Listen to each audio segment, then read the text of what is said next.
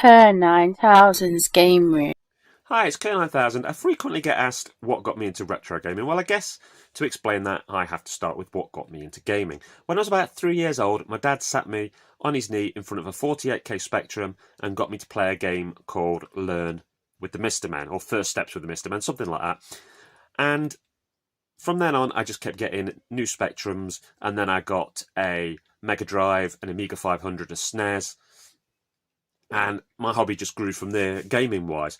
But where did the retro come into it? Well, I'd always looked forward and wanted more newer technology. But there was that point where the SNES was old, and we knew the N64 was coming, but it wasn't out yet. And I was basically looking for some form of Tide Me By. And I looked in a newspaper, used to have ads in the back for people selling stuff long before eBay and all that.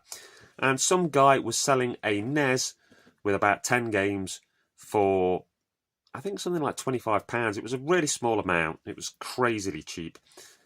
And I brought it. And I remember it got the first Mario with it, which I'd played at somebody's house, but I'd never been able to sit down and fully play all the way through. Sure, I'd played Super Mario All-Stars and played it on there, but I'd not played the original version.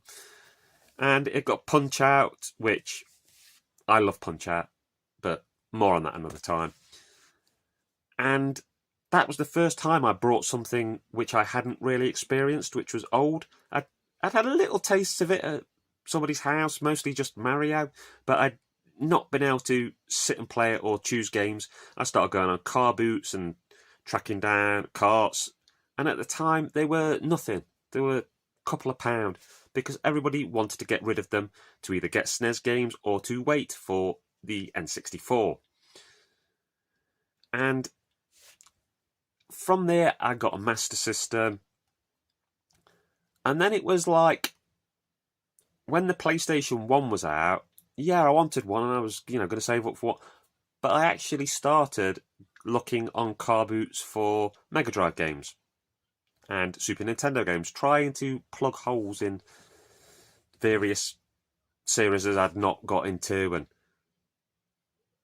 but that's where my love of retro gaming started. And then it becomes this thing where at first I wanted all the games I'd had as a kid, and then you want the games your friends had that you used to enjoy playing at their house and that you wish you'd owned.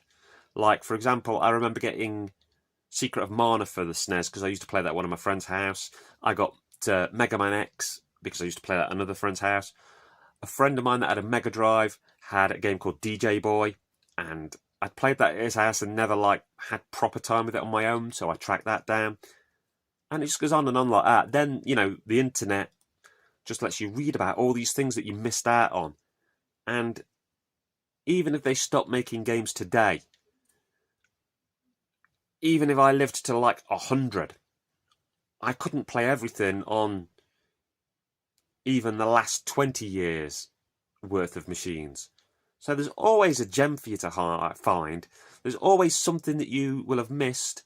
And, that's where my love of retro gaming is extended, because not only do I want to find out about new things, I want to come on programs like this and YouTube and podcasts and try and educate other people. I want to help them find games that they will enjoy. I want them to find things that they missed. Anyway, that's the end for this video. Laters, taters. Hi, it's KERR9000. I'd just like to say thank you for making it to the end of my video. I've got lots of stuff on my channel, my horror house doing horror reviews, my game room where I talk about video games, Sci-Fi Station, my Diet Corner videos, all kinds of stuff. I can also be found on the Retro Gamer U forum and the J Arcade forum, which are both great places full of great people and some great video game conversations. At the end of this video there'll be a little icon to tick if you want to subscribe, a link to a video and a link to one of my playlists.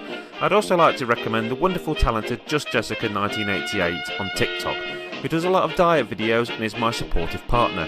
Thank you once again for watching my video, and particularly if you follow me, thank you for all of your support. Have a great rest of your day. Laters, taters.